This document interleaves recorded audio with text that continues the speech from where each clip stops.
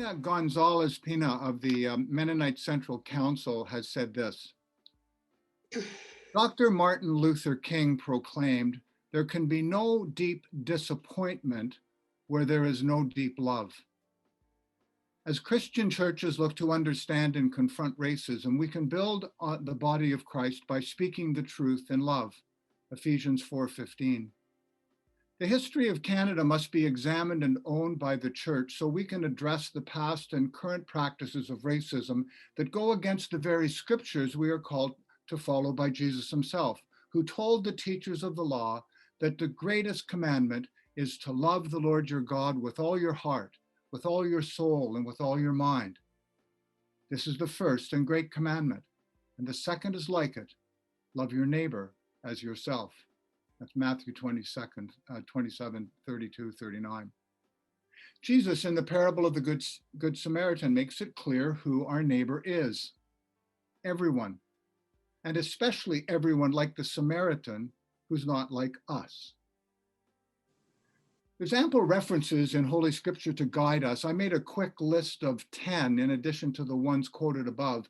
Suffice it to say that God shows no partiality, and we are all created in the image of God to follow suit. Anti-racism education is a critical part of our work as Christians and indeed as Anglicans. Many of us are aware of the role the Anglican Church played in the church-run residential schools, a system devised by the government of Canada back in the day to deal with the Indian problem. The late Gord Downie was inspired to create his Secret Path multimedia project when, as an adult, he heard of Cheney Wenjack, a 12-year-old Anishinaabe boy who died of hunger and exposure in 1966 after fleeing a residential school in Ontario. The Chinese head tax is part of Canadian history. The internment of Japanese Canadians in the Second World War is part of Canadian history. The historically Black town of Africaville in Nova Scotia was expropriated in the 1960s. Homes were torn down without warning or process, and the community was displaced. The Department of Justice reports that although Indigenous adults represent just 4% of the Canadian population, adult population in Canada, they account for 26% of the current admissions to correctional services. The list of Canadian examples, sadly, is a long one. Why did Gord Downie make it his purpose to bring the Secret Path story to Canadians? Because, like him, there were many people in Canada, perhaps some of us, who didn't know the dark history of the residential schools. In fact, we Canadians, if we're really honest, can be pretty smug about looking at our neighbors to the south and say, well, that's not us. That's not really our problem. In fact, most of us would vehemently deny being racist, and we'd be right. Most of us are not overt racists. However, the real problem is we don't always see it. It is, as Archbishop MacDonald indicated in our first session, baked into our culture, and we actually don't always see it. So tonight is the second of what I hope will be an ongoing conversation at Trinity. We are privileged to hear from two of our fellow parishioners, two members of our church board, who will share stories of their experience with racism in their own lives in an effort to make real and put a face on the issues people of color experience in our area. A human resources professional, Jen Agard has been at Trinity Streetsville for 25 years. You know her well. She's involved in a wide variety of ministries. She's involved in Christians Against Poverty, Worship, Alpha. She sits on the advisory board. She's an assistant coach of a women's varsity volleyball team at Sheridan College the past 10 years. And I forgive her for this, but she's currently attending Wycliffe College part-time.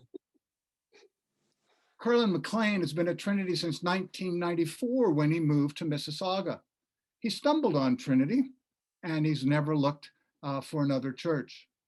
Curlin's a former police officer with the Peel Regional Force from 1989 to 2002 and is currently a self-employed defense paralegal.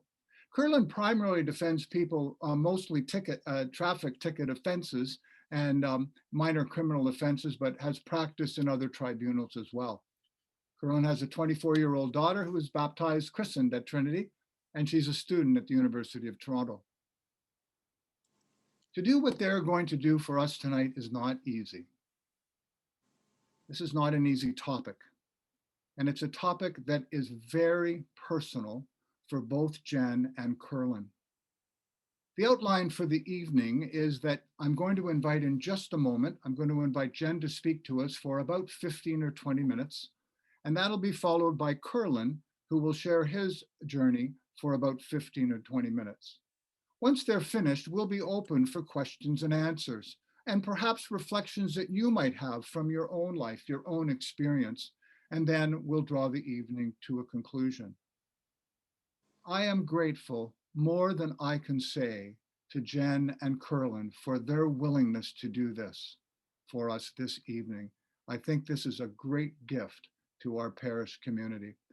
And so Jen, thank you, and I will invite you to speak to us at this time.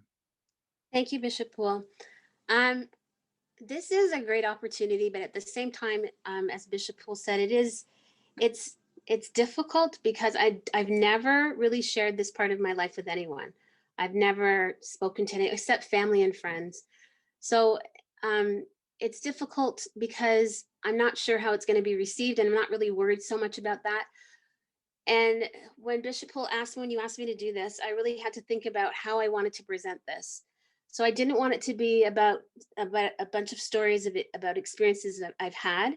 I do want to share those, but I wanted it to be framed in such a way that when people left, they understood a little bit more about racism. They understood a little bit more about what it's like to walk in our shoes. So I sort of framed it with 3 questions. First of all, why am I sharing this? Secondly, how has it shaped me as a Black Christian woman? And thirdly, what do I want everyone to leave with? So why am I doing this? I was inspired by my brother. My brother Ryan is a firefighter in Brampton. He's a captain and he's a part-time chaplain. When Black Lives Matter started their campaign, his platoon asked him about his experiences with racism. They asked him if he had any. And he said he had, and they wanted to hear about it. So he decided to write a letter. My brother's not a speaker, nor am I. So he wrote a letter and he sent it to my sisters and I so we could edit it.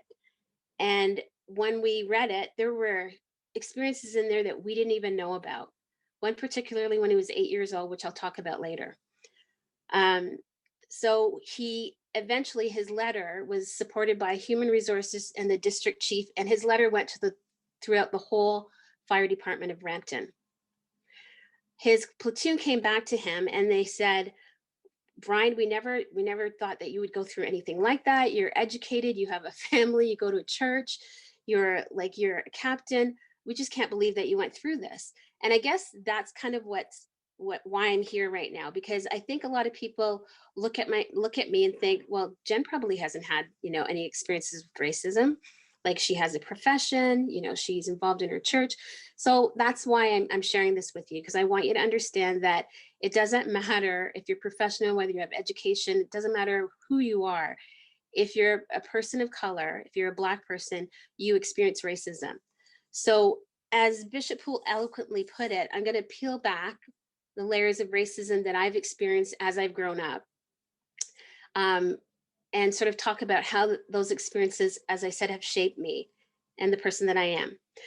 So I want to start with my parents because they are pretty phenomenal people, because the gifts that they gave me are 100% of the reason that I was able to survive all of this. Plus, we grew up in a Christian home. So God was at the center of all this. He was in the midst of this. So actually, before I start, I wanted to read Genesis 1:27. So God created man in his own image. In the image of God, he created him. Male and female, he created them. And I want you to think about that as I'm speaking. So as I'm going to go back to my parents now. So my parents met and married. They both came from the islands, Barbados, and they met and married in England. And they had 3 daughters. myself and my two sisters, very close in age. My sister after me is 11 months and the one after her is 12 months. My dad experienced a lot of racism in England. I mean, it was rampant.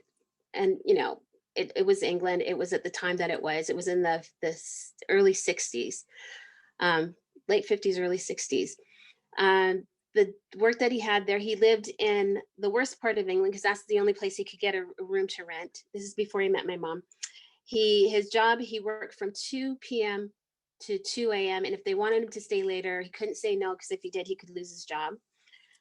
His room, his washroom was under the bed. He had to use a pot. And then to have a shower, he had to stand in a line to have a shower outside. And he had to pay for it. My dad has always been a person of, he's a very humble man. He doesn't say a lot, but he doesn't need to. He when he came to Canada before we did, and he told me that the week before we were coming, he lost his job. He was laid off. And he said often when he worked, if somebody else, like a white person needed a job, he was laid off. And so he was always at the unemployment office. And one day the gentleman there said to him, "You've been here almost every day, almost every week." He said, "Next week, I have to hire some men for a company. If you come early, you can have one of those jobs." So my dad diligently went, and and that's how he ended up working for Ford Motor Company for 35 years. My mother, she worked as well. And so when they met and married, my dad decided he wanted to come to Canada. She stayed back because she had to prepare the three of us. So you can imagine my mom at 22, 23 years old on a ship with three little girls, seasick the whole time, traveling for days until we got to Montreal where my dad met us. And so we moved to Toronto. No, I think we moved to Oakville first. We lived on a farm, if you can believe it. Fletcher's Farm in Oakville. They made tomatoes. They were very famous for their tomatoes. And we lived in a cabin, and it was the best time ever, I thought. And my mom could never find me because I was always running around the farm. I was always on the tractor with the Fletcher boys. And it's an amazing experience. And we used to go for Sunday drives on the lakeshore to see the houses that my dad painted because he was also a painter when he worked at Ford. But what I didn't know until weeks ago was that he and my uncle Josh, who was not an uncle, but they were part of the community that we lived in. Because when we came to Canada, we found a community, and the community was made up of people that my parents knew from the islands and from England. So it's almost like they came and they rejoined when everybody made it to Canada. So my uncle Josh died a month ago. My dad lost his best friend a month ago. And so his wife sent the card that they had. I had no idea that my dad had a business for painting. I knew he was a painter, but he and my uncle Josh actually had a business, and they had to stop the business because it was interfering with their jobs, and they needed to have pensions and they needed to have benefits for their family. So they gave it up. But the fact that my dad did that, to me, was pretty amazing to come at that time where, he wasn't really accepted here. To be able to do that spoke volumes to me. But my parents always did that. My dad was a man who told us, he was a Christian man. He was very humble. My dad would kneel down in front of his bed to pray. He taught us how to pray. He would say, whenever I'd ask him about anything, "Dad, are we going to do this?" He'd say, "If God spares us, we will." He came from a Methodist background. So he taught us to respect everyone. You speak to everyone. And if anybody asks you for help, you help them. My mother, when I was 11, we had moved to Canada and we'd been here for a while. She used to work at York French in the kitchen. She decided when I was 11, she wanted to go back to school. She went to Sheridan College and she graduated with honors and she became a lab technician, and it changed our lives. So her thing for us was that we needed to respect ourselves. We needed to know that we were capable of doing anything that we wanted to do, and that nothing could stop us, not even the color of our skin. That could not stop us. We were not allowed to let anybody put us down or let us feel like we weren't capable of doing anything. So I had two really strong parents, very humble people, but very strong, who gave us the roots and the tools that we needed. And then, of course, having a Christian background, God was always in the midst of everything. So when we moved to Toronto, we moved to Oakville, then we moved to Toronto. And my dad was telling me that we moved several times because the places that we lived at were not suitable.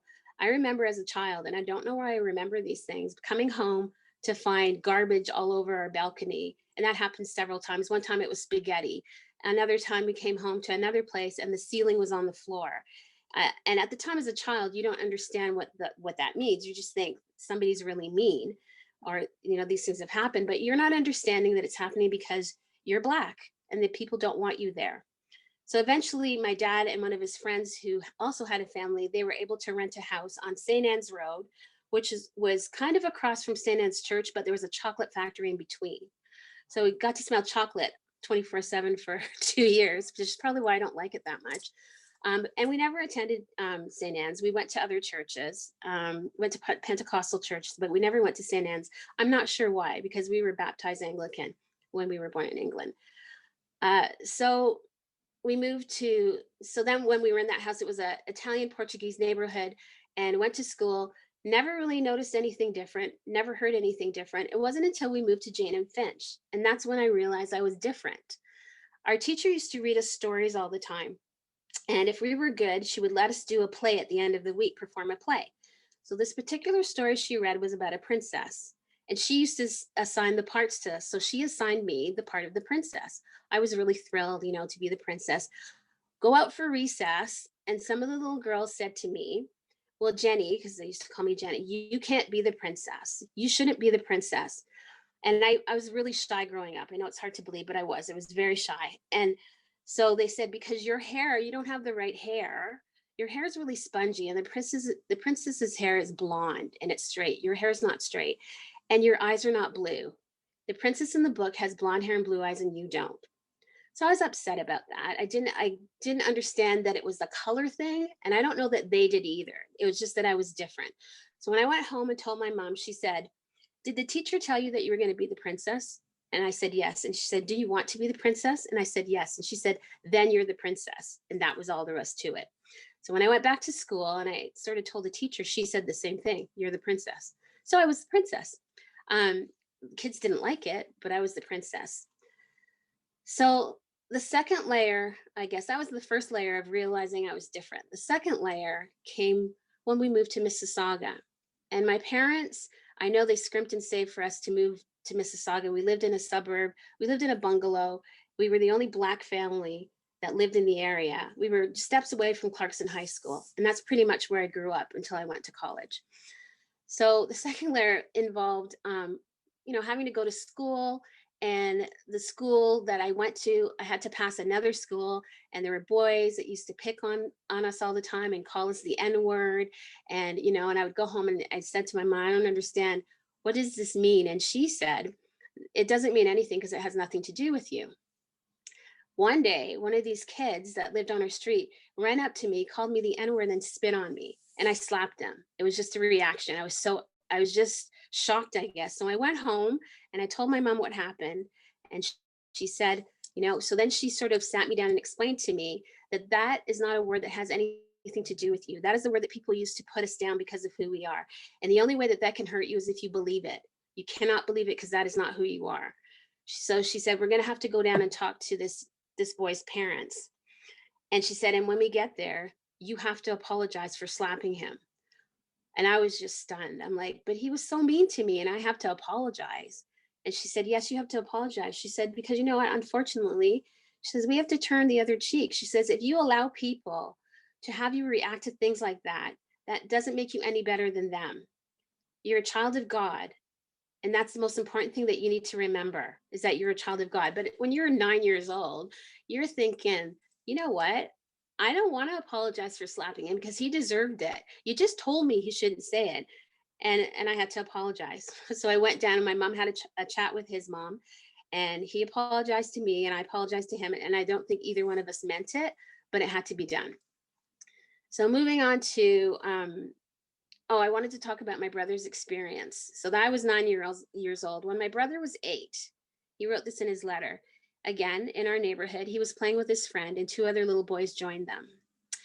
I guess an argument ensued, and boys being boys, I don't know if they started fighting, but one of the little boys went home to get his dad, and his dad came with 2 of his friends, and they were off-duty police officers. They threw my brother on the ground. They started to call him, they started to call him names, and He was smart enough to get up and run home. But they followed him home and they chased him and they called him names and he went inside the house. He never came out of the house for a month, but he never told my parents and he never told me because he was afraid that they were going to hurt us. We never said anything. I'm sorry, but I just didn't have a chance to protect my brother. That was my biggest thing. And the fact that he had to go through that by himself and he never said anything was so hard. And then my 7-year-old nephew, 26 years later, my nephew wants to go to camp. This is my brother's son. And my brother's wife, my sister-in-law is white. She's blonde and she's blue-eyed. So they have biracial children. So Spencer at 7 decided he wanted to go to camp. And his mom was really worried about him going to camp. So, because it was overnight and it was going to be for a week. So they went to camp. He went to camp. And when he came back, my brother phoned me and he said, "You need to talk to your nephew." I said, "Why? What's going on?" He said, "Spencer came home and told me he doesn't want to be Black anymore." I said, "Oh, well, that's huge." So I put Spencer on the phone. I said, "Spencer, how was camp?" He said, "Camp was okay." I said, "Well, what happened?" He said, "Well, there were some good things, but then there was a bad thing." And I said, "Well, what was the bad thing?" He said, "Well, there was a boy in my cabin who kept calling me the N-word all the time."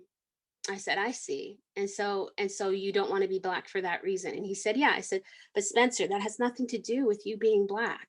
That has absolutely nothing." And I basically told him what my mom told me. The talk that she gave me, I had to give my nephew at 7 years old. And I said to him, "Who are you?"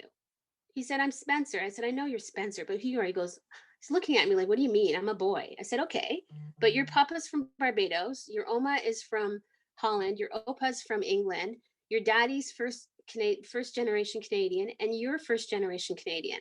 That's who you are. So the next time that somebody calls you the N-word, you tell them who you are."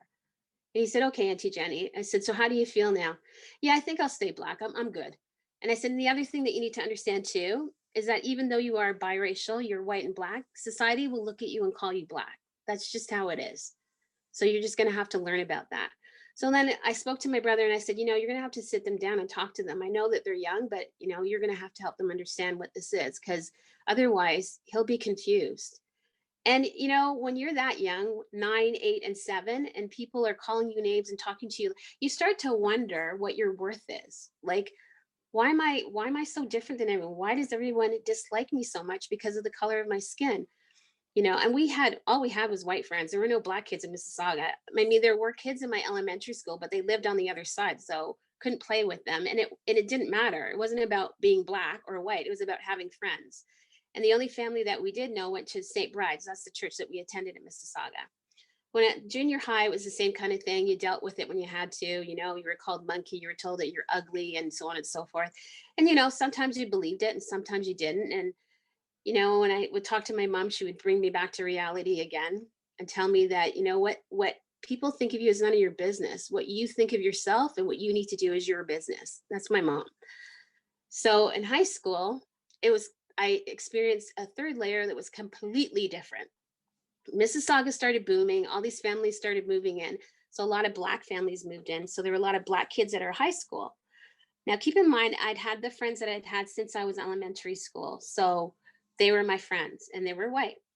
So the Black kids segregated themselves. They segregated themselves and decided they were going to sit in the cafeteria at their own table, which they did. And I knew some of the kids because they were in my classes and I was very athletic. So they were on some of the teams I was on. I ran track, so on and so forth. But their expectation was that I should sit at their table. My parents' rule was that they needed to know all of our friends. So we needed to bring them home at some point. They needed to know our friends. I knew that some of those kids were not going to pass my mom's litmus test. So it's like, I'm not even going to bother. So because I wouldn't sit at their table and I guess I didn't hang out with them, they started a rumor in the school that I thought I was white and that my parents didn't let me talk to Black kids. And there's nothing I could do about it. I just had to live through that. And then it happened to my younger sister. When I left, she became student council president. And the expectation was that she would do favors for them because they were Black and she was Black. My parents didn't teach us about that. They didn't teach us to be like that. They taught us to respect people and to do what we could do to help. But it had to be based on morals and values, not just because you're Black, because the color of your skin has nothing to do with the sun rising, as far as my parents were concerned. As far as, your schoolwork, whatever you did it by the grace of God, because God gave you the gifts to do what you did. So youth group was one of the things that really helped me a lot. My mother begged and pleaded for me to join youth group because we only had senior youth group and I was too young for it, but they let me do it. And I was probably one of two Black kids in youth group. And I was really not sure how I was going to be accepted. And it was pretty amazing that, I was embraced, being new and, made a lot of friends. And to this day, those people are still my friends. And one of my friends, Barb, she took me home to her house. And Barb, when I got to her house, she lived in a house that looked like Tara from Gone with the Wind. And I said to her, I said, who lives on the other side? She goes, no, this is the whole house. And she's kind of looking at me like, what are you talking about? So she took me into her house and I was visiting with her one day. I would go quite often. She'd come to my house. And her mom came home from work and her mother said, and they went to our church as well. And her mother must have said, oh, do you have a friend with you? And she said, yeah. And she told her that it was me. And her mother said, Barbara, we really need to talk about you getting other friends. We really need to talk about that. She goes, there must be other friends that you can hang out with. And there was silence and I didn't hear anything. And Barb came back downstairs and she was really upset. And she kind of just played it off. And then we got into her car. She took me home. And I said to her, if you're not allowed to have me as a friend, that's okay. And she said, she goes, it doesn't matter what my mother thinks, you're my friend. That is the first time that anyone ever stuck up for me that was not Black, that was white, that said, you matter to me. And I don't care what anybody says, you're my friend. To this day, we're still friends, Barb and I. Moving on to college, I was taking nursing at George Brown College. And my instructor was giving me my clinical mark, and my mom was in the hospital at the time. My mother actually passed away. She was 40 when she died, but she was in the hospital at the time. So I would go visit her after school because I was going to George Brown. So this particular day, my clinical instructor, she gives me my mark. I got a B. And then she takes my hand into her hands and she says, and she used to call us Miss Muffet. We don't know why, but she'd say, Miss Muffet, now, I hope that you have a plan B. So I didn't understand what she was saying to me. And I'm thinking, a plan B, what do I need a plan B for? And she said, and she was well-meaning. She didn't mean to be hurtful. She was well-meaning. She was thinking about me. And she said, because there's a possibility that you may not get a job in this profession. So I just want you to think about something else that you'd like to do. And I heard her words and, I went to visit my mom at the hospital. And usually I would tell her everything that happened and what I was doing. And so she said, how was your day? And I said, it was okay. And she said, really? She said, did something happen at school today? So I had to tell her. And I told her what happened. She got really angry. And she said, and what are you going to do? And I said, Mom, I'm not going to quit nursing if that's what you mean. She goes, that's exactly what I mean. She said, you should never allow anyone to tell you who you need to be and what you're going to do. You stick to your guns. I told you, you're going to have to work twice as hard, but you just keep going. You can't stop. You have to keep going. And my parents, when I described them at the beginning, they didn't just talk the talk, they walked the walk too. They were my mentors. I got to see them, work as hard as they did and accomplish and achieve what they did. So there was no way I was quitting nursing. I didn't even think about it for a second because I was going to have to deal with the wrath of Isma and I didn't want to. So moving along, when I started working as a nurse, there were times where patients didn't want me because I was Black, and my staff would support me and the doctors would support me. They were great. And it's just, and I understood it because my parents had groomed me. They told me what to expect. They gave me the tools to deal with it. And anytime, and I'm a praying person. So I was always praying, always, always, always. I had the opportunity to become a recruiter, a nurse recruiter. They had a posting and I decided that I wanted to do it. Now, where my mom left off, the manager that hired me as a nurse, she picked up. She was a Black woman. She was the only Black nurse manager at Credit Valley. And she said to me, I'm not hiring you because you're Black. I'm hiring you because you interviewed well, and I know you're going to do well. So because of her, I had the sense that I could do anything because I saw someone in a leadership role that looked like me. So I have to give Paul Henderson, I don't know if he's listening, but I have to give him kudos because I decided that I go to these businessmen in my home church and ask them what to expect and what to do. And so they helped me. They helped me through the 3 stages, and I ended up becoming the nurse recruiter. And they could have said to me, Jen, you're reaching too high, and I was worried and kind of expected they would, and I wasn't sure whether I wanted to connect with them. but they didn't. John Moore, who doesn't go to our church anymore, and Paul Henderson were so extremely helpful to me. And so I became the nurse recruiter. And I did that for 10 years. And I knew everybody in the office already because I'd been at the hospital for so long. One of the things that we used to do on long weekends is we would order in food. So this was an Easter weekend. It was Thursday before Good Friday. So we ordered in food. And these are people that I've known forever. One of the ladies, I'd known her since I started at the hospital. We're eating our meal and we start talking about Tiger Woods. And Tiger Woods had played in the Masters. And he didn't play well. And he had said that he played like a gimp when the media asked him about his playing. Everybody jumped on him because he was disrespecting disabled people and so on and so forth. And he responded back. He was really angry. And one of my coworkers, one of these ladies who I played baseball with, who I did all kinds of events with, who I've known forever, said, it's not like, I don't understand why he's so angry. It's not like they called him, and she used the N-word. The HR advisor quickly said, I forgot, I need this room for a meeting. You guys need to leave. Everybody starts picking up their stuff, running to their offices, closing their doors. I'm still trying to figure out, did I hear her say that? There's one lady that's standing in front of me. She's in her 60s. She's our corporate educator. She's apologizing to me profusely. I'm so sorry. You should never have to hear that in a place of business. I'm disgusted. She's going on. I said, so she said it. She said she absolutely did. So I went to my office. And I sat there and I wasn't sure what to do. I just prayed and I asked God, I don't know what's happening. And he basically said, well, you're my child, so don't you worry about it. So to this day, nobody said anything to me. And I didn't know what to do because my HR advisor, my manager, and my director were in one room with the door closed. Nobody said anything the next day, the next week, the next month, nothing. The message that I got from that was that you don't matter and you need to suck it up. And we don't really care. I thought about talking to the CEO because I knew the CEO pretty well. When she started, we would talk to each other in the halls, and we shared a birthday, so we had a lot in common. And I thought, but if I go to her, is she going to do the same thing? And am I going to lose my job? So the next issue that I had in HR was years later, and I'll speak to it quickly because I know I'm a bit over time.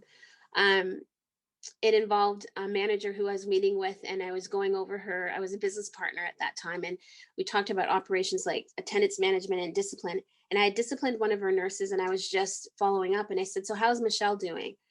And she looked at me and she said, Michelle is very loud and boisterous. She's doing okay, but when she walks into the room with her black skin and her big white teeth, she scares the patients and their families. So I stopped running. I looked up at her and I said, I beg your pardon. And she repeated it again. And I said, God, help me, because I don't know what to do right now, because I know what I want to do. I can't do that. So help me. So I just stopped the meeting. I said, I need to leave. I need to leave right now. I forgot that I have an emergency meeting. I got to go. It didn't faze her. She said, okay, well, we'll meet another day. That's fine. So we left, and I got in the elevator and I prayed the whole time because I was so angry. I was shaking. I got to the office. I talked to the director, and he said to me, okay, we had a zero tolerance policy. He said, okay, get all our information for me. And I did. And I waited. He came back to my desk and he said, we have one of two choices. You can talk to her or I'll talk to her. So I looked at him and I said, what do you want me to say to her exactly? Because I know what I'd like to say. And he said, well, I'll go talk to her and I'll let her know that it was inappropriate. I said, but that's not enough. I said, are you going to discipline her? Are you going to put a letter on her file? Well, I just want to hear what she has to say first. Then I realized that he didn't believe me, or he just wanted to check with her first to see if that actually happened. And I can attest that she probably would have repeated it, because to me, what she was saying to me, this is who I am. Maya Angelou always says, when people tell you who they are, believe them. And she was showing us who she was. My concern was for the other people that worked on that unit, because there were people of color. It was Michelle, and there were other people of color, Filipino and Spanish. And so my concern was those people. Was she going to be fair to them? The one thing that did sort of give me comfort was Psalm 139 is one of my favorite Psalms. And Psalm 139, 13, 14 says, for you created my innermost being. You knit me together in my mother's womb. I praise you because I am fearfully and wonderfully made. Your works are wonderful. So just knowing that helped me to understand the anger that I was feeling. I was feeling hurt. I was feeling fear. I was feeling disappointment. And I really lost my faith with working in that department. I just didn't know how I was going to go on. And then God blessed me because he said, you're done here. And I was restructured out with a wonderful package. I can't even complain. But my faith kept me strong, and it didn't make it right, but it's a reality. And that's, I guess, what I wanted to share with all of you. And some of the pet peeves, Bishop will ask me to talk about some of my pet peeves, so I'll do them quickly. One of my biggest ones is the N word. And I'm really sorry, but people seem to think it's okay to use that word at any time to describe anything that they want to describe. And I've had to let a couple of people know that it's not appropriate. If you can think of the worst word, the worst swear word that you can think of and put it up there, it belongs up there with that, because it's not a word that, and I know that it's not who I am, but it's so offensive and it's so degrading that just saying it doesn't make any sense. Oh, well, that's how we describe people. I don't really care. Don't use it. And then, saying to me, one of my instructors says, "Oh, you're so articulate, and the way that you look, you're gonna go really far." I said, "I don't understand what you mean." This was in college, one of my professors. She said, "Well, you're not dark and you speak really well." I said, "Well, my parents speak English, so I'm not sure why I wouldn't speak well." And then she kind of realized, and she kind of stepped back a little bit, and she didn't know what to say after that. And then one of my last ones is when people say they have Black friends. When someone says to me, "I have Black friends," I want to say to them, "I have a bike in the garage." I'm not sure what that means. Like, is your Black friend an object that you have to describe them as a Black friend? They're a friend. And if you have to describe them as a Black friend, then you need to get to know who they are. And most people think that if they say that, then that exempts them from being racist. It doesn't exempt you. And it's not to say that you are if you don't have Black friends, or if you do. The point is, they're people just like they're a person just like you are. Get to know who they are. Get to know any person of color that you have as a friend. Don't label them. So I just wanted to finish by saying that as a Christian, there are a couple of things that stand out for me. One of them being that going back to Genesis 1:27, when we read that, so God created man in his own image. In the image of God, he created him, male and female. He created them. Nowhere in that scripture does it say a white image, a Black image, an Asian image. It says an image of God. And that's who we are. And in that image, we are peace, we are love, we are grace, we are mercy. And as Christians, that's what we need to show each other. That's how we need to love each other. And also, as servants of God, we're to encourage reconciliation and restoration. And Hebrews 12:14 says, "Make every effort to live in peace with everyone and to be holy." And then lastly, for those of us who have a hard time with this, we have to change our hearts. Ezekiel 36:26 says, "I will give you a new heart and put a new spirit in you. I will remove from you your heart of stone and give you a heart of flesh." Only God can change our hearts, and we have to ask God to open our hearts and to help us understand other people. As a Black woman, it doesn't mean that I'm exempt from having to understand other people of color. I also have to understand people of color. Like when we had our family come over from Iraq, I wanted to get to know who they were, and I'm still friends with them, and I still visit with them and spend time with them because I needed them to know that they were loved. And just because they came from another country, it didn't matter. And I knew how they felt because I too was an immigrant at one time. I think as Christians, we're called to be God's servants, to go out in the world and shine Jesus' light of love, peace, grace, justice, and righteousness. And that's really what this is all about. We shouldn't fear each other. We shouldn't think that because somebody looks different that that they're trying to take something from you, or that they're trying to make a fool of you. They just want to be a part of this world, and we just need to be better at allowing that. So thank you for giving me this time. Thank you for being supportive. I know people were praying for me. I could feel it. There are a few resources that I wanted to share with you. On BET, which is Channel 49 and Rogers, there are two documentaries that are happening on February the 21st. One's at 8 o'clock, and it's called The Boiling Point. And it's about Black America's longstanding struggle for racial justice and equality. And the other one is at 9 o'clock, and it's called Disrupt and Dismantle. And it's about injustices across the nation that affect Black communities. And they're both for 6 weeks. And my brother did an interview with North Bramley United Church. So if any of you are interested, I would be glad to send you the link. So thank you for allowing me to do this. And thank you for being patient with me and for being so supportive. I could feel the prayers and the love coming through. Thank you. Jen, that was brilliant. Thank you so very much on behalf of all of us. I wish you could see the standing ovation that people want to give you right now. That's so Really, really grateful for that. When I was a little boy, well, not so little actually, my parents sat me down for the talk. Now, the talk in my house was had to do with the whole issue of sexuality and what was appropriate and what wasn't. I never had my parents sit down and have a talk about the color of my skin or as other folks have experienced. And I want to just say, Jen, I know your parents would be really proud of you tonight to have heard what you shared, and it's obvious to me that the acorn hasn't fallen too far Mhm. from that tree. Yep. Curlin, thank you very much for your willingness to share with us tonight, and the floor, sir, is now yours. Thank you, Bishop Poole. Did I unmute myself? Yes, I did. That was phenomenal what Jen just shared with us, and I can tell you that I had some similar experiences as a young person growing up, but I won't get into all of that because it's so similar to what Jen had already shared. I'll tell you, Bishop Poole, you stole my thunder because I actually did. I don't know if you can see that, but I actually did want to start with the quote from Dr. Martin Luther King, but but I will read the last part of what you did say, that the greatest commandment is to love the Lord your God and with all your heart and with all your soul and with all your mind. This is the first greatest commandment, and the second is like it, love your neighbor as yourself. And I'll get back to that later on. Well, I can tell you, I started as a police officer back in 1989. And it was around that time that,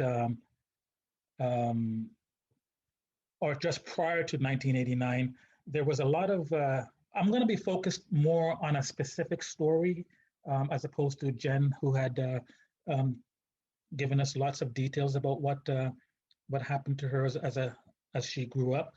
My story is going to be focused as my experience as a police officer and the systemic racism within that institution.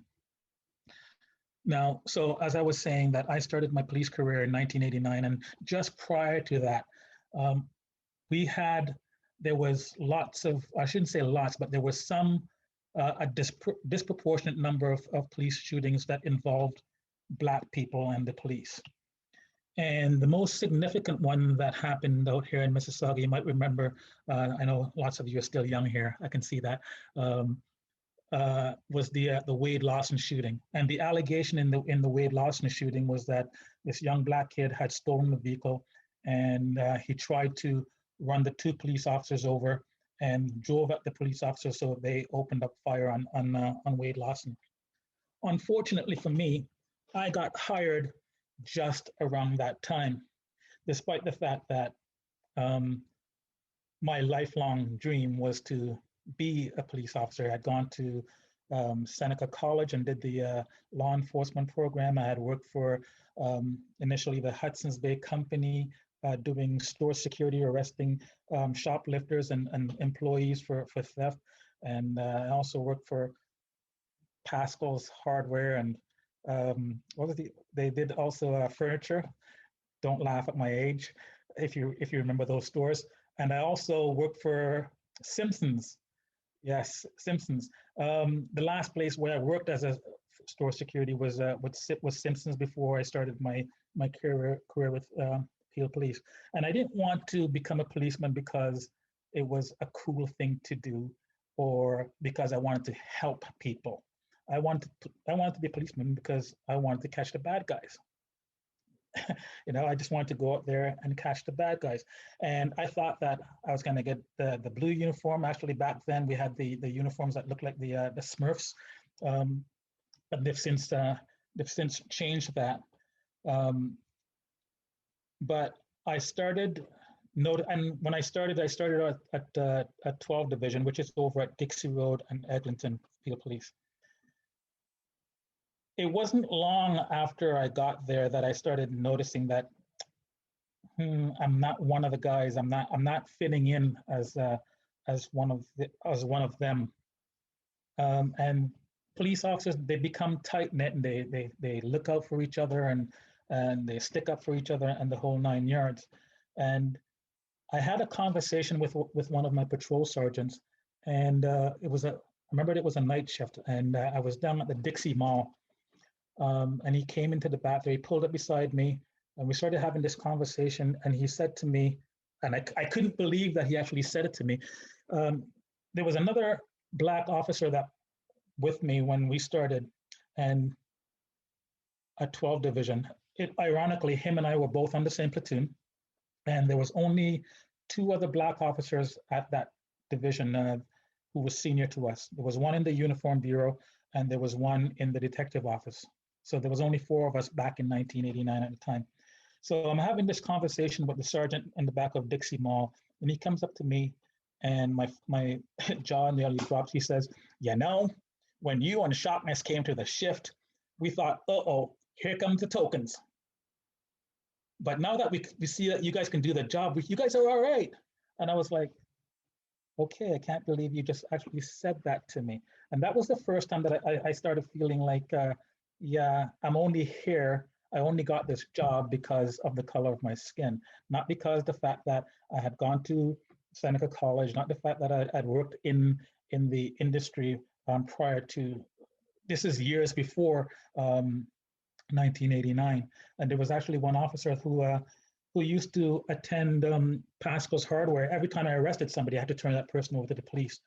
And when I showed up at 12 Division and he saw me in the police uniform, he said, "What the F are you doing in a Peel police uniform?"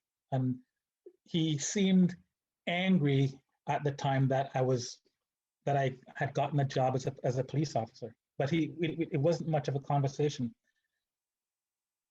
Every year you'd have to have your performance evaluation.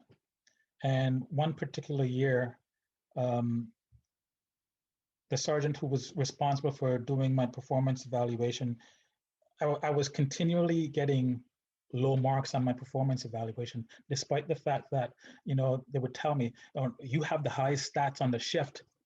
Because I was always, like I said, I always wanted to go out there and get the bad guys. So I asked him, one of the things that he had to evaluate me on is my deportment, how well I was dressed, is my equipment in order, and so forth. And he gave me a really low score on that. So I looked at him and I asked him, well, what can I do to make myself better? Because at that time, at that very moment, I had a nice crisp shirt on, my boots were clean, and everything was fine. He looked at me and he had to look me up and down to try to figure out, well, what can I say to him for him to be better? He says, well, shine your boots more. So he had to think about what he wanted to tell me to make myself better. He couldn't just think it off the top of his head. He's already given me the evaluation. He's already given me the low score, but he couldn't off the top of his head tell me why he gave me such a low score. That was the precipice of when I started to be more vocal about things. I had asked to move to another division. I'd actually called the superintendent at 11th Division because I knew that he was a fair supervisor. He's a fair leader. I asked him to come over there, and he persuaded me to stay at 12th Division, but he was able to help me move to another platoon. Now, just a little bit of structure in the police department. There's no difference in rank between a sergeant and a detective. They're the same rank. Sergeants are, a detective, they're more glorified because they're in the detective unit. I'll just refer to him as Sergeant P. But Sergeant P, he was booted out of the detective office and he came onto my platoon as a patrol sergeant. And the reason why he came out of the detective office was because he was caught drinking on duty downtown Toronto, and they were trying to find him. They couldn't figure out where he was. Then he was caught downtown Toronto. So he came to my platoon as a patrol sergeant. And right off the bat, we started having some difficulties. He started singling me out. By this time, there were a couple of other Black officers who had been hired who were junior to me, and we were all on the same shift. But they were kind of low key and they were kind of quiet. They would do their work and just go home. Not so much me. Sergeant Patterson, he would come up to me. He would there would be about 30 officers on the platoon, and on any given day, just to highlight a couple of the things that happened between me and Patterson, he would come up to me. He'd pull up my plant leg, and I'd be wearing white socks, and he would say to me, "The next time I see you wearing white socks, I'm going to give you a conduct sheet." So a conduct sheet is a bad mark on your file, or a police act charge on your file. Like I said, there was 30 guys on the platoon, and in any given day, at least 10 to 15 is wearing white socks. But he wasn't doing the same thing with the other officers. You might remember a show called Hill Street Blues, where they sat in the room. It's called the parade room.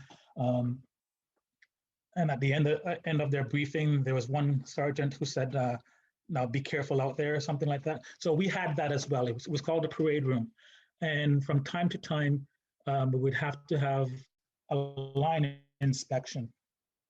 Now, one of the things that I used to do, because like I said, I just wanted to go out and catch the bad guy, bring him in, go back out and catch the bad guy. And they endorsed the way I worked because my stats were high.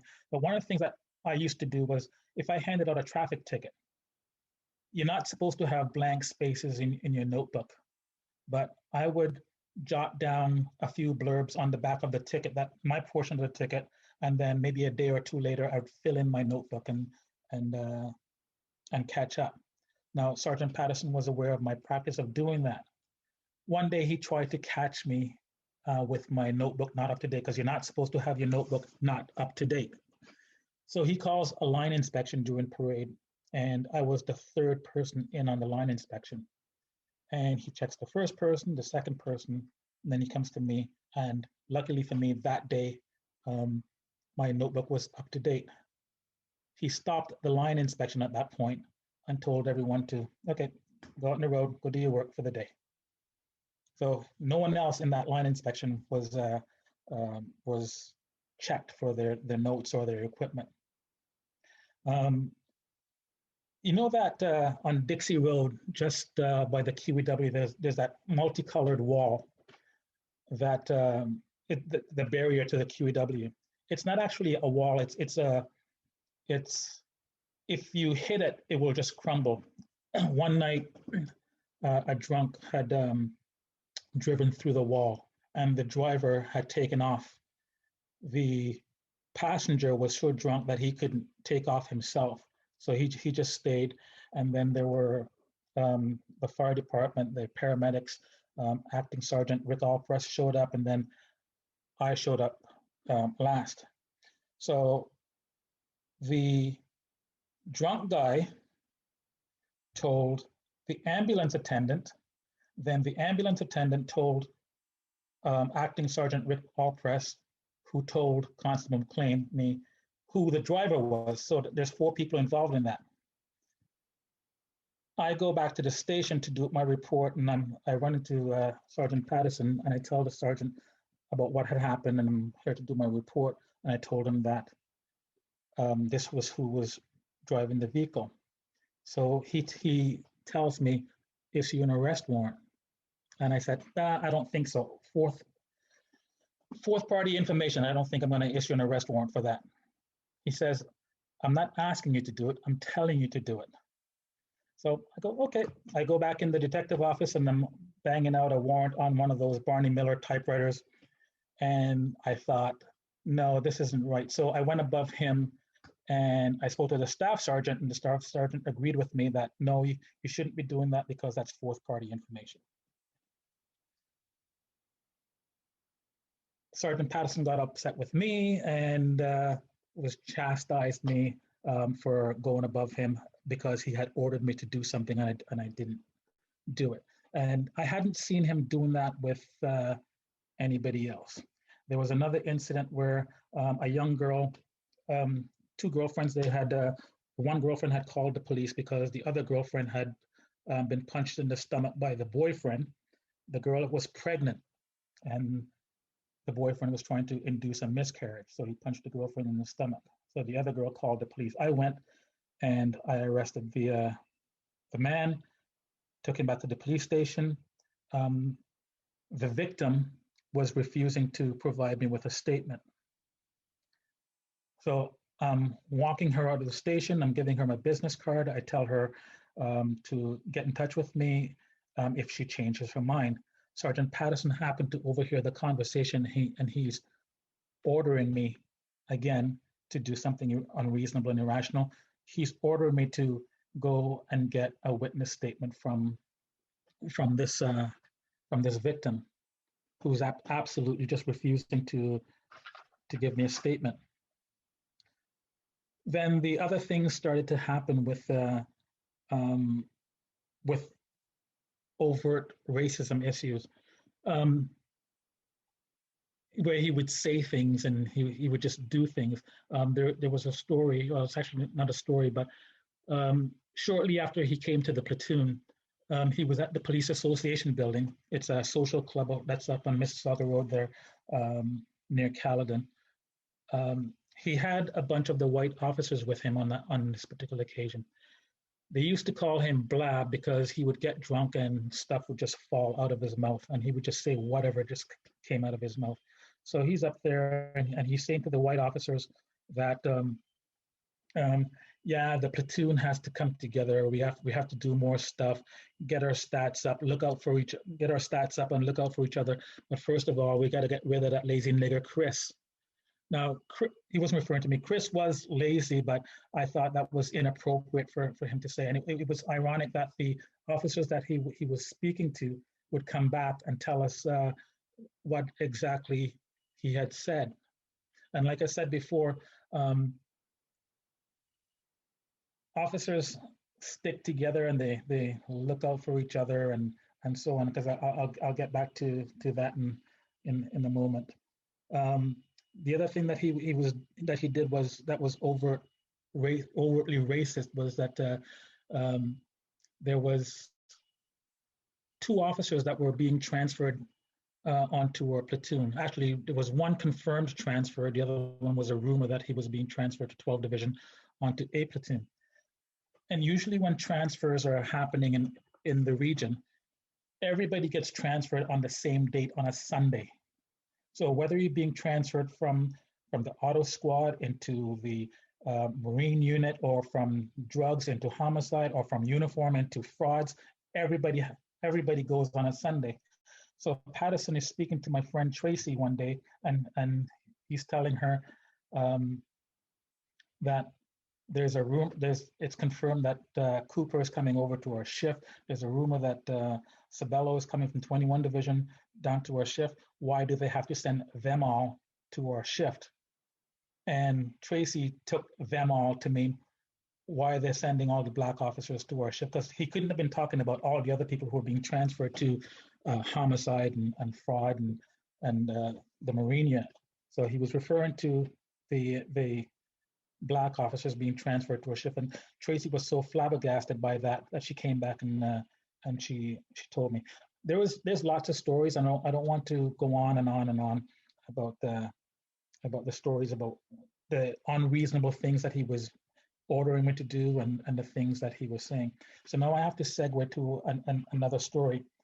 One night shift I was working down in the Dundas area, Dundas and Highway 10 area. And I stopped a motorist who was just driving like a complete idiot down Highway 10. He happened to be a black motorist. I pulled him over. I asked him for his driver's license, ownership, and insurance. He provided it to me. I went back to my car and I ran his name through the computer. He was wanted on, they don't do these types of warrants anymore, but they were called committal warrants. With a committal warrant, if you had a minor offense, the court will give you like a $200 fine. And if you don't pay that $200 fine, you get 5 days in jail. and he had 2 of those warrants. He was also driving under suspension. Driving under suspension is an arrestable offense. There's a reason why I'm telling you that, because he ended up being arrested and searched. When I searched him, he had a bunch of small pieces of papers in his shirt pocket, and he had what we refer to as a dime being $10 worth of cocaine in that shirt pocket. So I took all that stuff out of his pocket and put it on my dashboard. When a person is under arrest, you can search the person and you can search the place where he has been found. So I went back and I searched the interior of his car. And he had a diary on the front seat of his car. And when I flipped through the diary, in the back portion of the diary, he had every strip club in Mississauga and Brampton in there. And he had also what's called a debt list. He would have Candy, $1,400, Rebecca, $1,800, and it went on and on. When I'm back in the car and I'm going through the pieces of paper, he just had a name and a phone number. And I asked him what he did for a living. He says, I run an escort agency. And I said, oh, so you're a pimp. His response to me was, you're just like all the white officers. You think that all Black people are drug dealers and pimps. He had just finished telling me that he runs an escort agency. So at that point, the relationship between him and I went downhill. And usually I am the nicest policeman out there. I was actually, but in any event, I extended him lots of courtesy. When I searched him, he had the 2 warrants, and the warrants totaled $200. He had $170 in his pocket. I didn't have to do what I did, but I could have just taken him straight to jail to serve his 5 days in jail. But instead, I took him back to the police station, and I called one of his friends. I said, look, your buddy's here. He needs $30. Otherwise, he has to spend 5 days in jail. So one of his friends showed up with the $30, and I didn't even handcuff him when I drove him back to the police station. And I ran into one of my good friends. Him and I are still good friends today, and he's now a deputy chief, Mark Andrews. Back then, Mark, he won't give me any heck for saying this, but back then, Mark, if you had marijuana residue in your pocket, Mark will charge you. With me, you had to have a substantial amount of drugs before I actually laid a charge against you. When I searched him, like I said, he only had the $10 worth of marijuana, of cocaine, and I wasn't going to do anything with it. So I wrote in my notes, and this is important, I wrote in my notes that the accused was searched and a small quantity of a white powdery substance found in the accused's shirt pocket, and took it back to the station. Like I said, I didn't even handcuff him. And when we take somebody back to the police station, we're supposed to drive into the Sally Port and into the cells he go. I didn't even do that because I was being kind to this guy. I walked him through the back door and I walked him into one of the interview rooms, let him wait there until one of his buddies came in and brought him the $30 so he can get out of jail. When I ran into Mark, I told Mark about the diary and all the information that was contained in the diary. And I also told Mark about the $10 worth of coke. And Mark's suggestion to me was charge him. Mark was junior to me, but like I said, Mark was highly into drugs. Him and I did some pretty good damage down in the Dundas together. But Mark suggested that I charge this guy with the coke. He said, if it was marijuana, do what you want, but coke, charge him. Then he also recommended that I keep the diary and send it up to the drug squad. Mark had good connections up in the drug squad, and he was well liked because that's where he wanted to go, into the drug squad. When after my accused was had his money paid up and I had laid the charges against him and he was being released, and Mark had suggested I keep the diary and send it up, I was having a conversation with Sergeant Patterson. And Patterson is asking me, why do you want to keep the diary? And I said, well, because of the information that I found in it. Well, I said, because of the stuff that I found in it, meaning the information that's contained in the diary. And him and the staff sergeant recommended that I photocopy the diary, give it back to him, and have him be on his way. And that happened. A few weeks later, I was at a homicide scene, just protecting the scene while the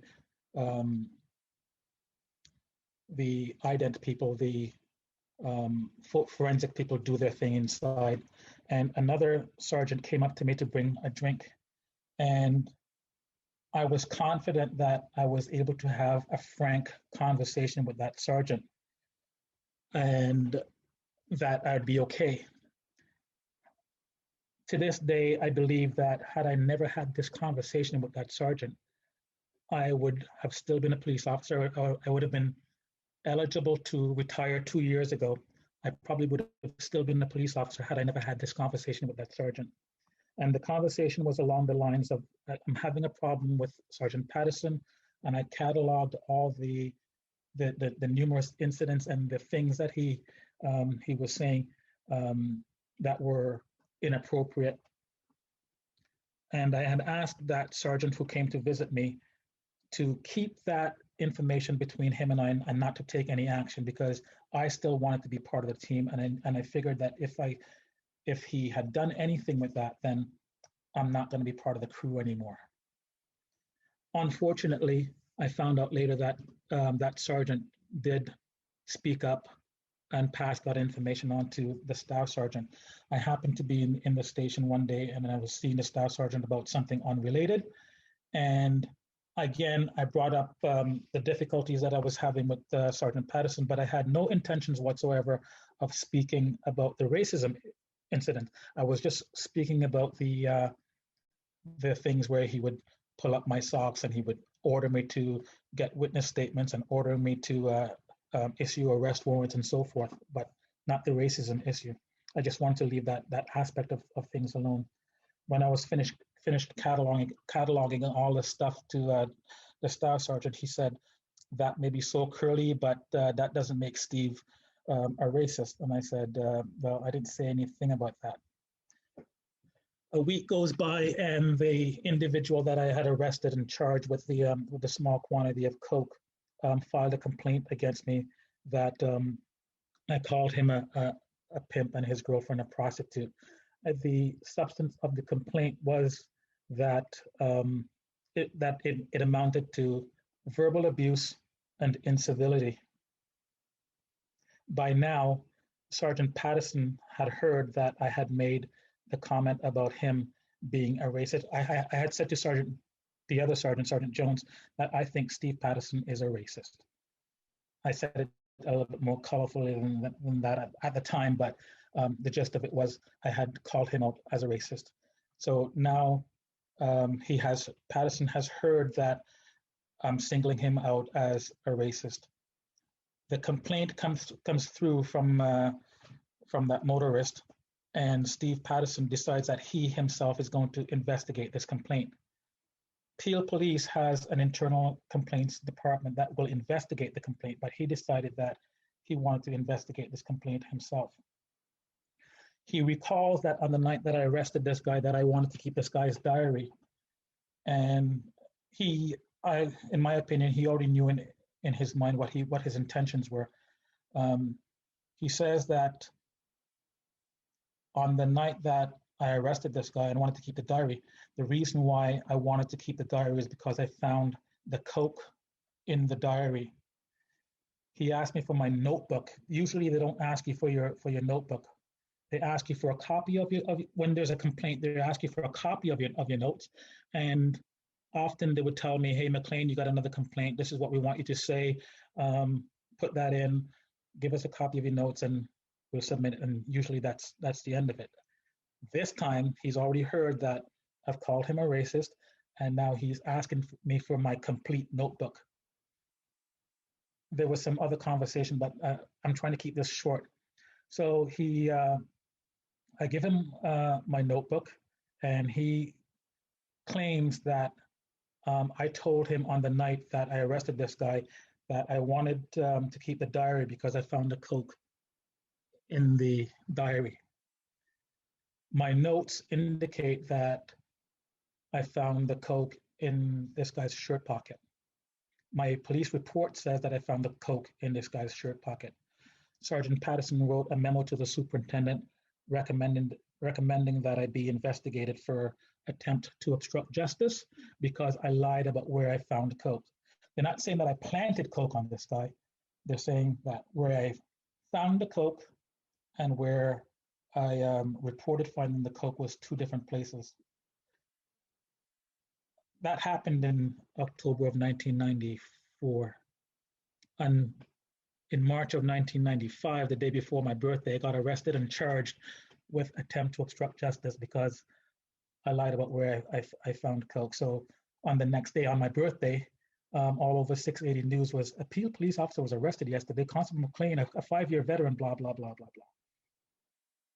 So I had taken some time off, and then they brought me back into work, and they had me working in court services while I was on charge.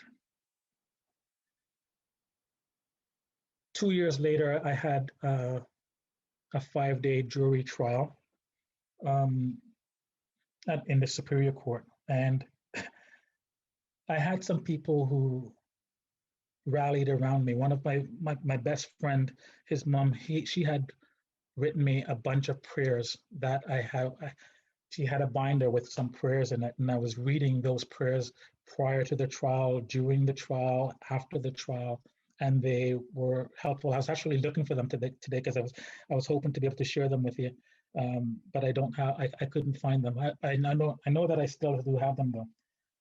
And I also thought that I was also afraid that, that I was going to be going to jail.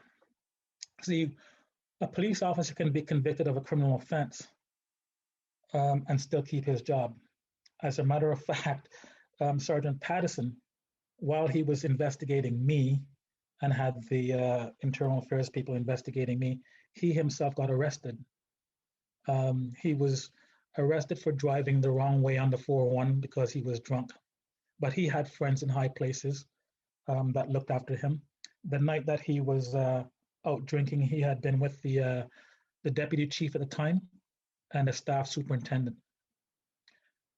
I understand that when he was arrested, they told him, okay, this is what you're going to do. You're going to go and you're going to plead guilty to that offense, and we will look after the rest. I didn't get that same kind of courtesy. I didn't get the, go do this, we'll look after you. As a matter of fact, there was a Toronto Star article about him, and they described him as one of the premier investigators at 12 Division, had been charged. When you lose your driver's license for a drinking and driving offense, your driver's license becomes suspended for a period of 1 year. So he went and he pled guilty to this offense, and he lost his driver's license for 1 year. Somehow they miraculously created this position for him called the infectious disease coordinator. There was never an infectious disease coordinator with Peel Police before until then. Then when he got his driver's license back, that position was gone. Like I said, he had friends in high places, and he didn't have to go through the same kind of things that I went through. Certainly, I was not about to plead guilty to something that I didn't do. I didn't plant drugs on anybody, and I didn't lie in my report, so I certainly wasn't about to plead guilty to that. In my view, and I had hired a lawyer, in his view, that this only came about because I had made the derogatory remark about Sergeant Patterson being a racist. And like I said, I thought that I was going to be going to jail. You might remember the story of Christine Jessup and Guy Paul Morin. He was charged with the murder and rape of Christine Jessup. I can't remember the sequence, but I know a number of times he had a trial, he was acquitted, it was appealed, he was convicted, and then he was eventually convicted in the end and went to jail for it. The judge on my trial was the judge that I ended up with for from the Christine Jessup trial, that where he convicted Guy Palmer in that final time. And I know a lot of you, I can see a lot of you are still youngins here. You might remember the Paul Bernardo case. You would have to recognize that with a high profile case like his, they're not going to just pick any prosecutor. They would have their high profile prosecutors prosecuting that case. I ended up with one of the prosecutors from the Paul Bernardo trial. They had to have an out-of-town judge and an out-of-town prosecutor, so that's who they brought in to try me. Back before then, when they were giving me like conduct sheets and police act charges, they actually went above and beyond. You might recognize the name Ian Scott. He was the Attorney General of Ontario at one point. I think when he went into private practice, they brought him in. They brought in the heavy guns whenever they were dealing with me. They brought him in to prosecute one of my police act charges, and I think that might have been after I was arrested and charged with the criminal offense. But they used one of the Paul Bernardo lawyers for my trial.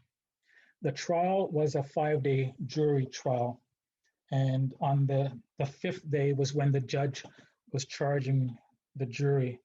And for the first hour when the judge was charging the jury, I thought the judge was telling the jury to convict me, but I realized afterwards that he was telling the jury, just reiterating what the Crown's theory of the case was, because I thought this man is telling them to send me to jail. But then for the 2 hours after that, he was a 3-hour charge to the jury. For the 2 hours after that, it was clear to me that he was telling them, you should find this man not guilty, because he was saying things. My lawyer was good. My lawyer is actually now a Superior Court judge. But he was saying things to the jury that my lawyer didn't bring up in closing arguments.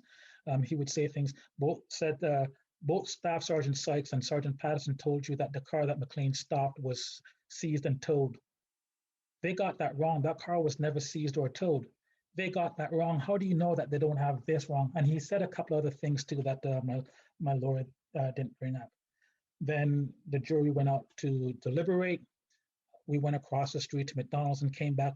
It was lunchtime. We came back right after lunch, and the jury came back right after the lunch, and with a not guilty verdict. I broke down in tears. There was one of the women on the jury who was also crying. But it was a happy day. It was happy tears. So it was clear to me that my prayers had worked. The people who were praying for me, their prayers had been heard. So then they didn't send me back to 12 Division. They sent me up to 21 Division. Because in the interim, I was off the road. I was working in court services. It was absolutely clear to me that they didn't get what they were looking for. So anything that I did that was remotely derogatory in their eyes, it was conduct sheet, police act charge, conduct sheet, police act charge, and it was never ending. And I won't go into them all, but like I said, it was never ending. Then in April of 2000, unfortunately, I fatally injured a man in Malton. I remember Diane Toyson and some of the other staff at the church that came and prayed for me, and they were quite helpful at the time. They had heard about what had happened, but they hadn't heard that it was me. The incident, you can ask me about that privately on another occasion. The incident, when it happened, it made the police department look like they trained their officers well, because they said that I handled the situation so well. Apparently, I handled it so well that you might know that the SIU would investigate police shootings. I think that I hold the record for the fastest cleared police shooting in Ontario, because I was cleared in 13 days. They stopped for about 18 months giving me the conduct sheet and police act charges and conduct sheet and police act charges. Then I got a new inspector at 21 Division, and he bluntly said to me, Kate called me into the office one day and bluntly said to me, I am going to do to you what Inspector Graham was supposed to do to you. Then all of a sudden I started getting the conduct sheets and the Police Act charges and the conduct sheets and Police Act charges, to the point where one of my old training officers had come to 21 Division, and he said to me, Curlin, why is it that you keep getting in trouble for things that everyone else is doing? And I just gave him the look, and then he realized that I'm getting in trouble because I spoke out against Sergeant Patterson. Sergeant Patterson was one of the boys on the bus. In any event, I had enough of that stuff, and they, like I said, they started giving me the conduct sheet and Police Act charges. One of the very minor things that I did was we used to videotape accused people or witnesses who were providing statements. I had an incident where a young girl had been assaulted. It was going to resolve with a peace bond. I didn't need the videotapes. I left them sitting on a desk somewhere. And instead of someone coming to pick up the tapes and go, McLean, you left these sitting here, they took them to the inspector and said, McLean has left these here. I got charged under the Police Act for conduct unbecoming or something of that nature. And I just had enough, and I tried to leave to go to another police service. I tried to go to the OPP, and apparently, I'm trying to wrap this up quickly here. Someone had made a derogatory call to the OPP, saying that this is what McLean is all about. The OPP rejected my application, and I couldn't go any further. And like I said, I had enough of what they were trying to do to me and suppressing me. So I just called it quits. One of the things that I was doing back then, I was going to school at the U of T, doing political science and sociology. And I would have other officers come up to me, and they would make snide comments about how I'm going to be their boss one day. And they weren't saying it in support of the fact that I was going to school. They were saying that I'm doing it and I'm going to be their boss because you got hired as a black man to come into the police department, and that's the only reason why you're here, and you're going to be our boss one day. But the part that Bishop Poole read earlier from Dr. Martin Luther King, love the Lord your God with all your heart and with all your soul and with all your mind. This is the first and greatest commandment, and the second is like it, love your neighbor as yourself. It was hard for me to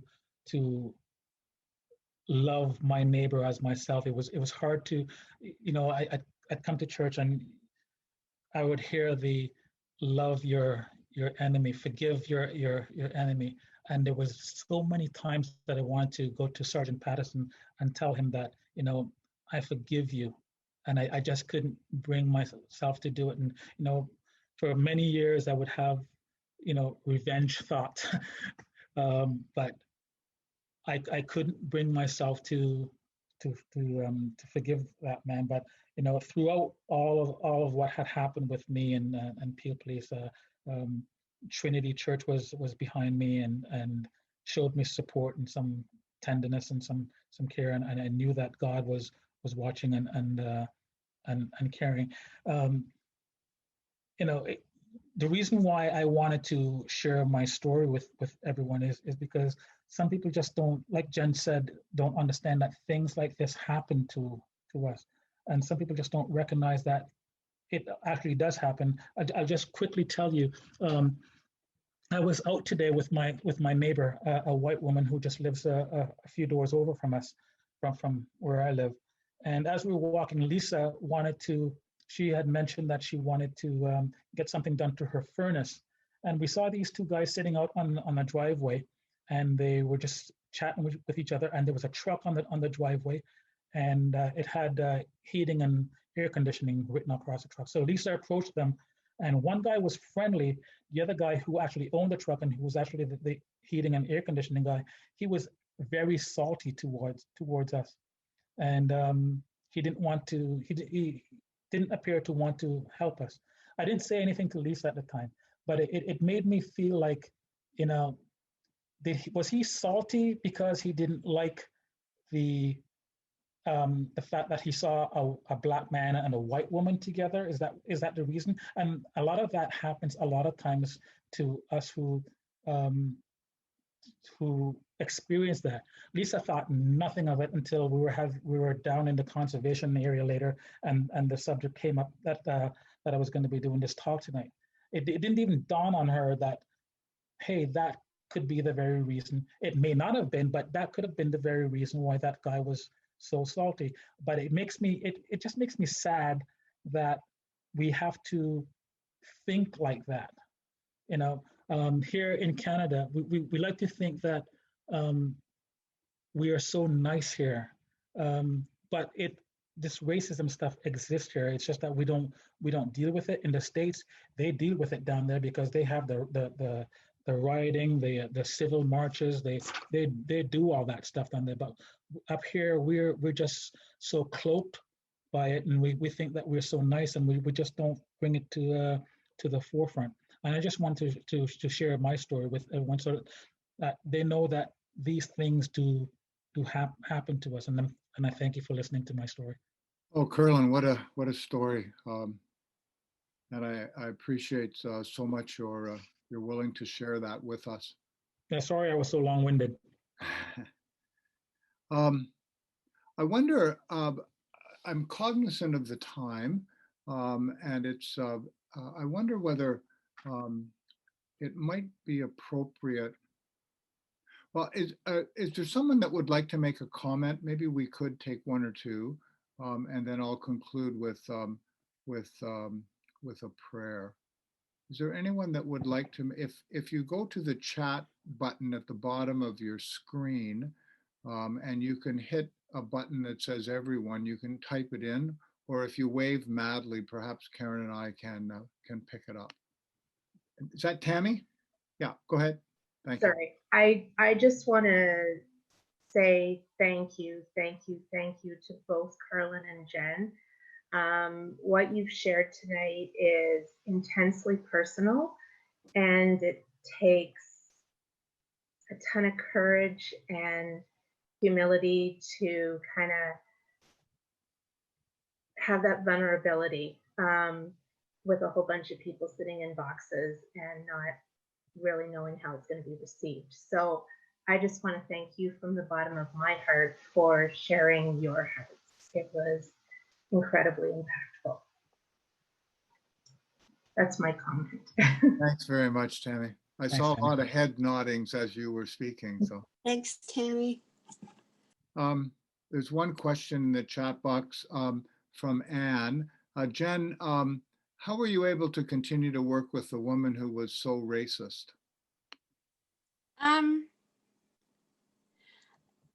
At the time, there were, besides the manager that hired me, there was only one other person that was in a leadership role, and there were a lot of young Black nurses who I got to know because I was a nurse recruiter and I worked with the new grads. And some of the other nurses that had been there for a while were interested in leadership roles, and they just wanted to know what they needed to do. And because I was in that position, they would come to me, to my office, and say, Jen, I want to be an educator. What do I need to do? Or I want to be a manager. What steps do I need to take? And I felt like if I left, I would be leaving them. And as much as it was difficult for me, if I felt like they wouldn't have anybody, because if I was treated like that, how are they going to treat them? Were they going to take the time to help them? And my dad always told me, you help people. And as much as that lady, who, still considers herself a friend, as much as she was racist, I don't think that she knew that she was. I don't think that she knew, because as I told you, I've heard that word used by many people, in just conversation with me. And when I've addressed it, they've said, oh, well, I'm not talking about you. I'm just expressing. And no, but you are talking about me. I don't think she realized it. I'm not making excuses for her, but I don't think that she realized that comment was so damaging. But for me, I think it was just knowing that, I'm a child of God. My responsibility as a Christian is to reach out to other people. And it's not avoiding the fact that it was said to me and how painful it was. Um, when you think of Jesus and what he went through, some of the things that he went through, people criticizing him and judging him, like, how could I then just behave like, that I couldn't carry on, that I wouldn't be able to continue to do what I needed to do? I had to. And that's part of what my parents were telling me. You're not going to go to a place where you're not going to hear this and you're not going to be treated this way. You have to learn how to manage it. You don't have to swallow it, but you have to understand that it's going to happen.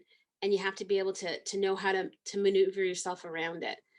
Because, if I had left and had gone somewhere else, it could happen somewhere else too. We used to go to regional meetings, all the recruiters, and I was the only person of color out of all the hospitals in Ontario. I was the only person of color. So where was I going to go? If I went somewhere else, I was going to have to deal with it. So, I had to deal with it. And I did talk to her about it eventually. I did have a conversation, and she was apologetic and she didn't realize, and so on and so forth. So, I did have an opportunity to share how she made me feel about it, and she was receptive to it. And again, I don't think she realized that what she said was something wrong. She was just describing something, as people have told me in the past. So I don't know that I would even give her that label of racist. She made a racist comment, but I don't think in her heart that that's the person that she is. I still know her to be a friend. And that's, I guess, where as Christians, we need to forgive people. We need to be understanding and forgive. Not to say that you forget or you pretend that it didn't happen. That's not it. But I don't know if that answers your question, but. Yeah, thanks, Jen. There's a comment and a question from Libby, and I would just say that there's a couple of people who have said thank you so much. Wonderful for both of you. We really appreciate it. Libby writes, thanks for being, thanks to you both for sharing and being so honest. Jen, you spoke of learning that your race shouldn't matter, but it did, unfortunately. How can we as white allies push back against racism and support our Black brothers and sisters so they don't have to push through and pretend like they aren't Black or somehow check their Blackness at the door in order to fit in or be successful? I don't think you can get angry about it. You can respond in that way, or you can learn more about, where these people are coming from. For me, that's always been the thing. Why are they so angry about the color of my skin? Where is that coming from? Trying to understand. And I know it sounds kind of lame because it's, and maybe I should be, people might think I should be more angry about it. But when you've lived with it as long as we have, and Curlin, you can answer too, you understand it for what it is. And as far as other people supporting us, just be open to understanding who we are, understanding what we've been through. And that's what Black Lives Matters is about. It's about asking for justice and righteousness. That's what that is. Just accept that we're equal to you. Because when you cut us all in half, we all look the same. We do. I used to be a nurse. I know we do. But if the color of the skin is stopping someone from engaging or embracing someone else, then they need to understand, why is that? What's going on with that? And I think that the way that we can help is to recognize it for what it is and stop sweeping it under the rug and stop saying, oh, well, it only happens over there. It doesn't happen over here. It happens everywhere, and we need to be open to it. It happens in churches too. We're not exempt from it. It's just that we think that if we say hello to that person of color or whatever, then we're not racist. But underneath you may have, underlying thoughts. And they might be, Bishop Poole, you said yourself that sometimes you've had thoughts about different cultures and not realizing that maybe that's not appropriate. Where does that come from? It comes from education. It comes from people's homes, their families. That's where it starts. That's where little kids, growing up had the ability or had the nerve, I guess, to call me the N-word. Where does it come from? So I think we have to start thinking about where that comes from and educate ourselves. I mean, you can be militant, but that's not going to help. That's not going to help. We have to sit down. We have to understand. We have to talk to our kids about it. We have to, help them understand. And I feel like this generation coming up, they've had enough of it. It seems to me they've had enough. And now they want to do something about it. And it's not just Black people, it's white people, it's Asian people, it's everybody's had enough. The younger generation is saying there's got to be a better way. And we stand, for me and Curlin, we stand on the shoulders of other people, my parents, people that were in the civil rights, people even in the Civil War, because this started in the States and came here. They all fought for us so that we could be able to do the things that we're doing. And yet it's still happening. So we need to take responsibility, and we need to just speak to it. People will not speak to it. Yeah, Jen, I don't think that I can add much more to what you just said. And that was one of the reasons why I brought up the story about my neighbor Lisa and I, as we were going out walking, because it just seems like a lot of people, as Bishop Poole said, we don't see ourselves as racist. We think that we're the nicest people. We don't have that education and the knowledge to recognize that a lot of us are in a privileged position. Now, Bishop Poole mentioned Africville, and I think is that in Nova Scotia? Yeah. Well, I keep throughout the last few weeks, I've been learning about other places as well. I did not know that Shelburne was once north of us here, north of Orangeville, was once a Black settlement where they were pretty much run out. The Blacks there were run out until I recently heard that a lot of Black people are moving to Shelburne. I'm going, why are they all moving to Shelburne? And then I learned that that's where a settlement was, and also near Grimsby, the town of Lincoln. I only just like I'm just learning, everyone else needs to learn and recognize. I understand that the town of Lincoln used to be a Black settlement as well. The Black people who lived there, they named the town Lincoln after Abraham Lincoln, after they came from the States. But that too, you go down there and you can barely find a Black person in that town. So just like we're educating ourselves, just like Lisa didn't recognize right away that, hey, that's what that guy could have meant. It may not have been what he meant, but that's what he meant by that when he was being so salty towards us. He didn't like the fact that he saw a Black woman and a white woman together. Couple. Yeah. But so that's you have to learn. I just I wondered if we could ask one more question, and I'd like an answer from both of you, if we could, Curlin and Jen, and then I think we'll draw this evening to a conclusion with our deep gratitude. A number of other people have posted how grateful they are and for tonight, and how blessed that we are at Trinity to have you in our family. Jane said to everyone.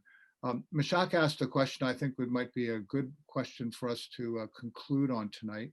What is one thing a young Black child should take away? Thank you both for sharing. What's one thing?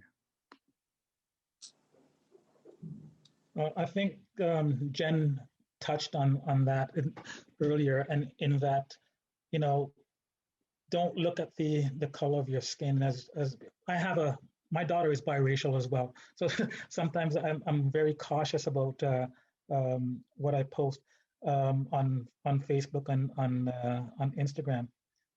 She had a hard time as well, to the point where she didn't want to be recognized as Black.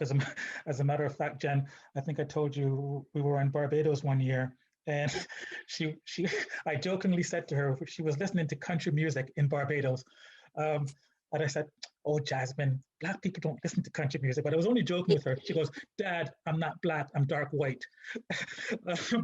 But I had to try to explain to her that you're not Black, you're not white, and she tried to correct me and says, "Well, I'm biracial." Yes, you're biracial, but don't let someone look at the color of your skin and put you down because of the color of your skin. So that's what I would tell young people to take away from this. Don't focus on the color of your skin as to who you are. You are who you are. And I would say, learn about who you are. Learn about what your history is, who your ancestors are, like even this information that you're talking about, Curlin, because that's then what you get to share with other people. So when they call you that M word, you can say, oh, no, no, that's not who I am. This is who I am. Because you're not just the color of your skin. Yes, you are Black, but you're all these different things. And when you recognize what your history is and you make a connection, then that makes you even more proud of who you are. And you have a foundation. You get to say, this is who I am, this is where I came from, and this is what we do. Like, even going back to Africa, I probably have ancestors in Africa that I don't even know about. I know that my great-great-grandmother is a white Irish woman on my mom's side, and my great-great-great-grandfather on my dad's side is Jewish.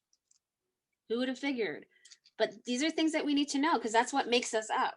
We're not just That's right. a color. We're And made I up was of gonna, so much, you know? I was, I was gonna say the same thing, that my great grandmother, she's Irish, white woman from Ireland. I've got on my mom's side an Indian, straight off the boat from India, as they would say. Yeah. Um, You need to understand what you're made of, what your history is, so that you can share that with other people. that's And right. understand, like, for example, I didn't mention hair as one of my pet peeves, but when you look back in African history, women have in Africa did so many things. Like, you look back in Egypt, because that's where we're part Egyptian too. That's where most of this cosmetics and the hair that we do it because that's part of who we are. So when people ask me if that's all my hair, or when I braid it, or that's interesting, can I touch it? No, you can't. Okay, because this is my heritage. You need to respect your heritage. And if you know where you came from, because growing up, I didn't really, besides my parents telling me that, I didn't really know where I came from, because there's no history in school about who I was. So I would say, help your child to know who they are. Do that work with them, because they may not get it at school. So do it with them. Yeah, we have Black History Month. That's lovely. And I do respect it, but it's got to be more than that. It's got to be more than that. Well, Carolyn and Jen, I just really want to say thank you on behalf of the whole group here tonight. What an extraordinary evening you've given to us. And I want to say thank you for the courage and for the candor of your stories. And I suspect that it's moved many of us around this Zoom meeting this night. And we're grateful for that. And I know that it would be echoed for everyone, saying how proud they are of you and how grateful they are that you're part of our community here at Trinity. And we're proud to be part of this community as well. I am very proud to be part of Trinity. And I was delighted that you both made great references both to Trinity and to your faith. And I think that's the context in which we're having this conversation tonight, actually, as Christians, and to try to recognize to recognize this as an issue within each of us individually, that it's baked in some ways. My colleague Patrick Yu, I don't know whether you're all familiar with Bishop Yu. He was the first Chinese bishop to be elected in the Anglican Church of Canada. And every once in a while, Patrick would, he has a very funny sense of humor. And he'd look at us and he'd say, you guys all look the same. And you know exactly where that's coming from. You know exactly where that's coming from. How often have we perhaps said that ourselves? So I hope, let me just conclude, and then we will do a short prayer. But one of the things that we're hoping to do is keep these conversations going. And so Carolyn and Jen and I had a meeting with Anne Levy Ward, and we're forming a little committee that will seek to keep this conversation going over the course of time at Trinity. The plans are just very beginning now. And one of the areas that we would like to focus on as part of that conversation is the relationship with the Indigenous community in the Anglican Church of Canada. And I think that it's important, in the same way that Jen and Carolyn have said, we need to understand that story, our role in it, the government's role in it, which just to educate ourselves. And so I think there'll be an effort to provide some evenings of education, maybe 2 or 3 or 4 a year, whatever it turns out. And I wish that committee all the best in moving this forward. And I'm really grateful to you all. I mean, these are 2 nights with a large attendance for us on this issue, and I think it's clearly struck a chord, and there's some real interest in this conversation going forward. I'd like to suggest that I'd like to use what's called a litany.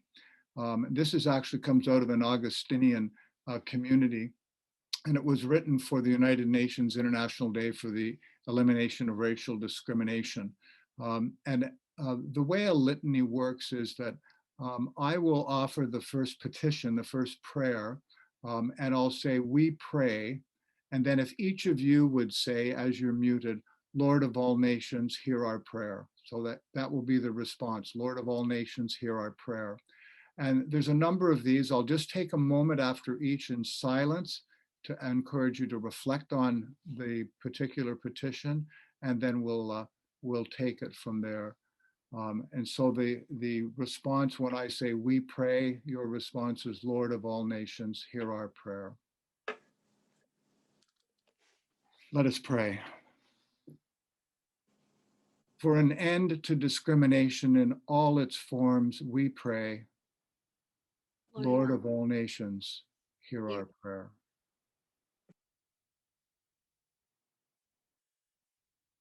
That each person may be respected and valued as a child of God, we pray. Lord of all nations, hear our prayer.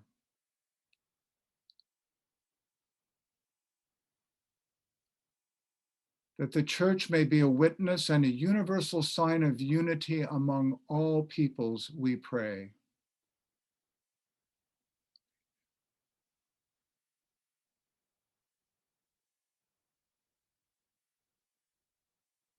That each of us may acknowledge our part in mistakes and sins of the past pertaining to discrimination and racism, we pray.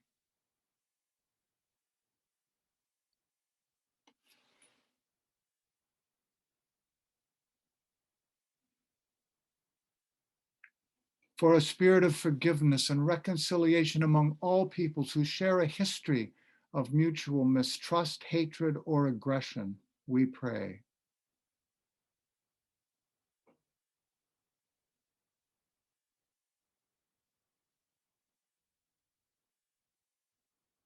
That the victims of racial prejudice may forgive those who persecute them, and that their persecutors may have a change of heart, we pray.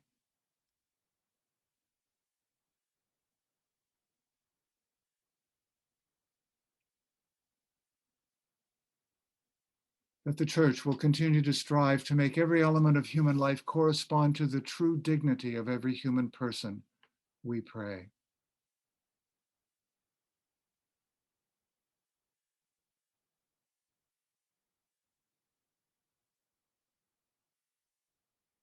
For those who have struggled in the past and continue to do so today for civil rights, economic justice, and the elimination of discrimination based on race, nationality, or religion, we pray.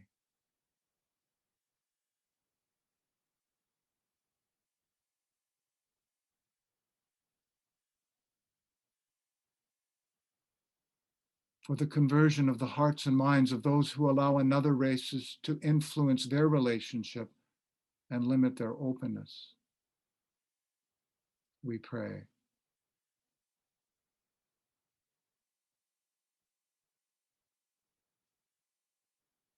We may work to influence the attitudes of others by expressly rejecting racial or ethnic stereotypes, slurs, and jokes, and be affirming of the cultural contributions of every racial, religious, and ethnic group in our world, we pray.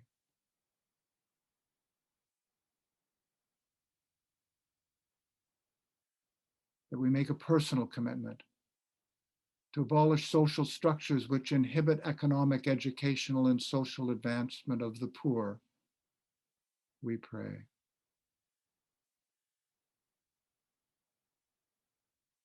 And finally, that we may work for decent working conditions, adequate income, housing, education, and healthcare for all people, we pray.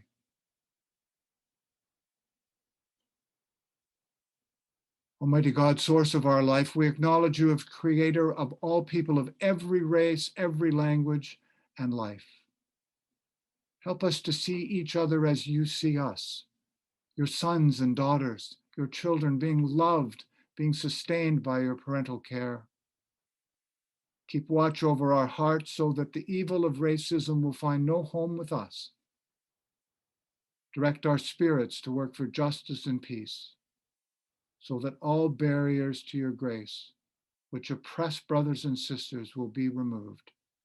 In Jesus' precious name we pray. Amen.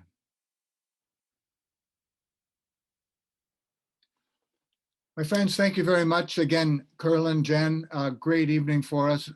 God bless. Look forward to celebrating Sunday with you and to Rob's arrival. And we continue to hold you all in our prayers as you continue your journey in faith. And I'll look forward to watching from a distance. So take care, everyone. Good night. God bless. Bye-bye.